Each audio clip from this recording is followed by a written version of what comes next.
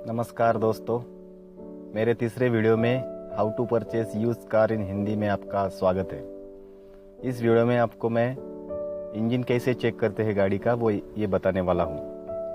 सबसे पहले engine check करते समय, कोई भी गाड़ी का इंजन चेक करते समय बोनेट जब हम लोग खोलते हैं, बोनेट खोलने के बाद गाड़ी के इंजन में कहीं पर भी आपको ऑयल लीकेज दिखता है क्या, ये एक बार चेक कर लीजिए। ऑयल लीकेज नहीं होना चाहिए गाड़ी के इंजन में, गियर बॉक्स में या इंजन में कहीं पर भी आपको ऑयल लीकेजिंग दिखता है, उसके ऊपर धूल मिट्टी जमा हुई दिखती है तो समझ लेना कि उसका थोड़ा काम करना पड़ेगा। उसके बाद में आप गाड़ी के नीचे झुककर भी देख सकते हैं कि गाड़ी के नीचे कुछ ऑयल वगैरह टपका हुआ है या नहीं है, वो एक बार चेक कर लीजिए। ज़्यादातर गाड़ी थोड़े समय खड़े रहने के बाद वो लीकेज स्टार्ट होता है। रैंप पे लगा के भी ऊपर लेके गाड़ी आप नीचे से पूरी चेक कर सकते हैं। गियर बॉक्स या नीचे से कुछ इंजन को डैमेज हुआ है, वहाँ से कुछ ऑयल लीकेज हो रहा है या नहीं हो रहा है, वो सब आप चेक कर सकते हैं। उसके बाद में गाड़ी का जो फायरिंग रहता है उसमें भी थोड़ा फ़र्क आता है। जब अगर इंजन काम के ऊपर हो तो समझ लीजिए, जब आप गाड़ी स्टार्ट करते हैं और बोनेट लगा हुआ है गाड़ी का, तो बोनेट लगाने के बाद भी डीजल इंजन अगर रहेगा तो बहुत ज़्यादा नॉइज़ आता है इंजन का, और पेट्रोल अगर रहेगा तो अभी उसका जो साउंड है वो आपको वीडियो में तो मैं बता नहीं सकता हूँ कि साउंड कैसे चेक करना चाहिए उसका, लेकिन एक कनेक्टिंग का नॉइज़ रहता है, वो गाड़ी रेस करने पर इंजन में आपको समझ में आ सकता है। मैकेनिक को आप ले जाके दिखा सकते हैं। और ऊपर के ऊपर अगर आपको चेक करना है तो आप डीजल गाड़ी रहेगी तो गाड़ी का इंजन जब रेस करते हैं तो रेस करने के बाद आपको डीजल गाड़ी में ब्लैक स्मोक बहुत ज़्यादा रूप से पीछे साइलेंसर से निकलता हुआ दिखाई देगा गाड़ी फुल रेस करने के बाद। अगर पेट्रोल इंजन है तो पेट्रोल इंजन में आपको फुल रेस करने के बाद वाइट स्मोक निकलता हुआ साइलेंसर में से दिखाई देगा। तो उस तरह आप चेक कर सकते हैं कि गाड़ी का इंजन काम पे है या नहीं है। सेकेंड थिंग, जब आप बोनेट खोलते हो तो उसमें ऑयल लेवल चेक करने के लिए एक ऑयल स्टिक होता है, उसको निकालने के बाद आप गाड़ी का ऑयल लेवल चेक कर सकते हैं। ज़्यादातर गाड़ी जब ठंडी होती है उसी समय ऑयल लेवल चेक करना चाहिए। जब गाड़ी गर्म होती है तो पूरा ऑयल जो है लेवल, उसका ऑयल ऊपर इंजन के ऊपर आया हुआ रहता है। इसकी वजह से गाड़ी जब 1-2 घंटे खड़ी है, ठंडी है, उसी समय पहले स्टार्ट करने से पहले ऑयल लेवल चेक कर लेने चाहिए। उसमें डॉट रहते हैं मिनिमम और मैक्सिमम के ऑयल लेवल के ऊपर, वो चेक कर लेनी चाहिए। मिनिमम लेवल के नीचे ऑयल लेवल नहीं चाहिए। अगर मिनिमम लेवल के नीचे अगर ऑयल लेवल है तो समझ लेना चाहिए कि कहाँ से तो ऑयल लीकेज हो रहा है या नहीं तो गाड़ी का इंजन ऑयल खा रहा है। तो एक बार लेवल आप ज़रूर चेक कर लीजिए। और डीजल इंजन अगर रहता है तो ऑयल गाड़ी स्टार्ट करने के बाद ऑयल लेवल का स्टिक जो हम निकालते हैं तो उसमें से भी स्मोक आने लगता है। तो उस समय अभी आपको पता चल सकता है कि इंजन में स्मोक आ रहा है तो इंजन उसका वीक है। तो इस तरह से भी आप चेक कर सकते हैं। सबसे ज़रूरी बात, अगर आप सेकंड हैंड गाड़ी मार्केट में परचेस के लिए जा रहे हैं, कौन सी भी कंपनी की हो, उसका रजिस्ट्रेशन नंबर एक बार लेके आप उसकी सर्विस हिस्ट्री चेक कर लीजिए। उसमें गाड़ी का काम अब तक क्या क्या हुआ है, कब ऑयल चेंज किया है, गियर ऑयल कब चेंज किया है, suspension, brake, clutch, timing belt, ये सब सारी चीज़ें आप उसके सर्विस हिस्ट्री रिकॉर्ड में चेक कर सकते हैं।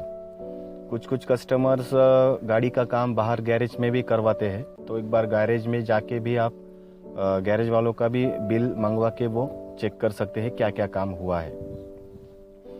दूसरी बात, जब आप टेस्ट ड्राइव मारते हैं, टेस्ट ड्राइव मारते समय गाड़ी के चारों ग्लास ऊपर लेनी चाहिए और 60 और 70 के स्पीड से जब गाड़ी लेते हैं आप तो सडनली क्लच दबा के एक्सीलेटर छोड़ देना चाहिए। तो उसमें से आपको गाड़ी में क्या क्या साउंड है, गियर बॉक्स में कुछ नॉइज़ है, गियर का कुछ नॉइज़ आ रहा है, या फिर व्हील बेरिंग में कुछ नॉइज़ आ रहा है रनिंग के दरमियान, वो आपको समझ में आता है। गाड़ी के चारों ग्लास ऊपर कर लेने के और 60-70 की स्पीड से गाड़ी चलाने के बाद अचानक एक्सेलेटर छोड़ देने का और क्लच दबाने का, तो उसमें आपको समझ में आएगा गियर बॉक्स में कुछ नॉइज़ है या व्हील बेरिंग्स में कुछ नॉइज़ है। अगर काम रहता है व्हील बेरिंग में या गियर बॉक्स में, एक हमिंग नॉइज़ आता है, घुर कैसा ऐसा एक नॉइज़ आता है, तो आप एक बार वो अगर नॉइज़ आ रहा है व्हील बेरिंग्स में या गियर बॉक्स में, तो समझ लेना कि एक तो बेरिंग चेंज करना पड़ेगी, नहीं तो फिर इंजन के गियर ऑयल में आपको ऑयल डालना पड़ेगा या गियर चेक करने पड़ेंगे। सेकंड थिंग, आपको इंजन अगर ख़राब है गाड़ी का, तो उसमें आपको डैशबोर्ड पे एक चेक इंजन का भी लाइट आपको दिखाई देता है कुछ कुछ गाड़ियों में।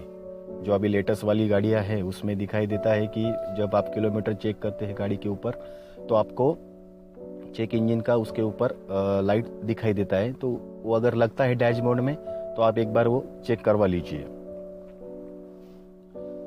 दूसरे में आपको एक बात बताना चाहूँगा, इंजन के साथ साथ ऑयल लेवल चेक करने के बाद ब्रेक ऑयल लेवल भी चेक कर लीजिए गाड़ी का।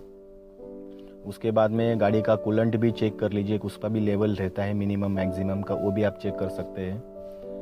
Break oil level, coolant, battery water, wiper water, ये सब आप सारी चीज़ें घर पे चेक कर सकते हैं, मैन्युअली आप चेक कर सकते हैं।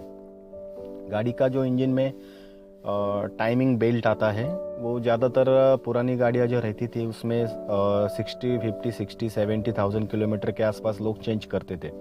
अभी जो लेटेस्ट में गाड़ियाँ आई हैं उसका टाइमिंग बेल्ट का कंपनी नॉर्म्स के हिसाब से रिप्लेसमेंट टाइम थोड़ा ज़्यादा है, वो आप कार मैनुअल में चेक कर सकते हैं। लेकिन टाइमिंग बेल्ट बहुत ही ज़रूरी है आपको,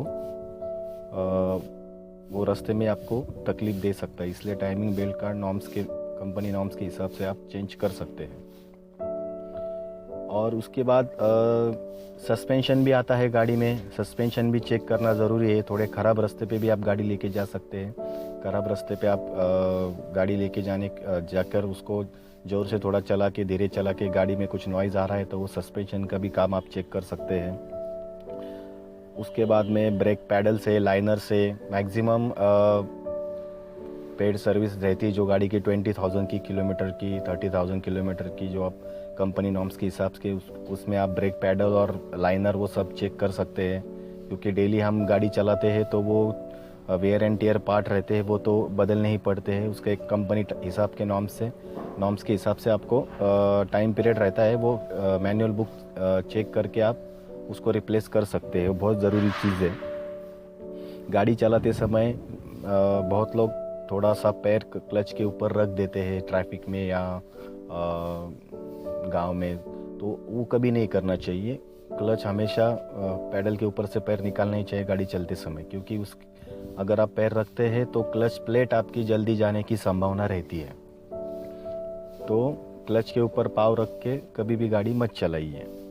दूसरी बात, क्लच प्लेट अगर गाड़ी की जाती है, कौन सी गाड़ी खरीदी परचेस करते समय अगर आपको चेक करना है क्लच प्लेट ओके है या नहीं है, तो आप गियर डालने के बाद गाड़ी जब आगे लेने की कोशिश करते हैं तो गाड़ी पहले थोड़ा रेस होती है, रेस होने के बाद फिर धीरे धीरे आगे बढ़ती है। क्लच पूरा छोड़ने के बाद भी गाड़ी रेस होके आगे बढ़ती है, तो समझ लेना चाहिए कि गाड़ी की क्लच प्लेट पुअर हो चुकी है। उसके बाद में डोर सेटिंग्स भी कर लेनी चाहिए। पुरानी गाड़ी अगर रहती है तो कुछ नॉइज़ पैनल्स के भी आते हैं, डोर के, डिक्की के, वो डोर सेटिंग और डिक्की सेटिंग भी हो जाती है मैकेनिक के पास, तो वो भी आप पुरानी गाड़ी के एक बार ख़राब रास्ते पे जाके चेक कर सकते हैं डोर सेटिंग वगैरह अच्छी है क्या नहीं है, कुछ नॉइज़ आ रहा है क्या नहीं आ रहा है। और टायर्स के बारे में आपको बताना चाहूँगा फिर से एक बार कि हर 5,000 किलोमीटर्स पे गाड़ी के टायर्स की व्हील अलाइनमेंट और बैलेंसिंग करना ज़रूरी रहता है आपके टायर के लाइफ के लिए। उसमें टायर रोटेशन भी आता है, आगे के टायर पीछे के आगे ऐसा रोटेशन किया जाता है व्हील बैलेंसिंग अलाइनमेंट में, वो भी आप करवा सकते हैं। टायर की लाइफ अच्छी रहती है उसकी वजह से। और ज़्यादातर आपको गाड़ी में हवा की जगह अगर नाइट्रोजन गैस का भी नए निकले हैं वो अगर भरते हैं आप, तो आपको जल्दी वो हवा कम ज़्यादा होने के चांसेस नहीं रहते। उसकी वजह से गाड़ी वन साइड खींचना, टायर चाटना, ये प्रॉब्लम्स थोड़े बहुत कम हो जाते हैं। तो नाइट्रोजन गैस भरा हुआ मेरे हिसाब से अच्छा रहता है। तो ये सब सारी चीज़ें गाड़ी परचेस करते समय आप एक बार ध्यान से चेक कर लीजिए। हो सकता है कि आप गलत गाड़ी भी परचेस कर सकते हैं। जैसे मेरे पहले 2 वीडियो में आपको बताया है डॉक्यूमेंट्स कैसे चेक करना और गाड़ी भी कैसे चेक करना। अभी ये वीडियो में आपको इंजन के कुछ टिप्स दिया है। अभी मैं आपको अगले वीडियो में इससे कुछ आगे की जानकारी दूंगा। तो उसमें मैं आपको गाड़ी के फीचर्स जो ये दिए रहते हैं कंपनी में, गाड़ी में बहुत सारे फीचर्स रहते हैं छोटे छोटे, जो आदमी बहुत रेयरली यूज़ करता है और उसको मालूम भी नहीं रहती है कि फ़ीचर्स कैसे यूज़ करने हैं। ये फ़ीचर्स के बारे में बताऊंगा। उसके बाद गाड़ी के किलोमीटर रिवर्स किए हुए रहते हैं कुछ लोगों ने, बेचने के लिए अच्छी प्राइस मिले, किलोमीटर रिवर्स रहते हैं। तो वो रिवर्स हुए किलोमीटर कैसे पहचानने हैं वो भी मैं आपको अगले वीडियो में मेरे बताऊंगा। दूसरी बात, गाड़ी में एक्सेसरीज़ कौन सी डालनी है, कैसी डालनी है, क्या क्या एक्सेसरीज़ ज़रूरी है।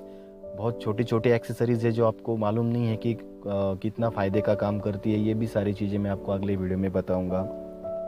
और सबसे मेन बात कि गाड़ी आपकी अगर बेचनी भी है आपको, तो किस तरह से बेचनी है, कैसे आपकी गाड़ी की अच्छी वैल्यू आएगी, ये मैं आपको अगले वीडियो में मेरे बताऊंगा। मेरा वीडियो देखने के लिए धन्यवाद और मेरा वीडियो सब्सक्राइब करना मत भूलें। Thank you.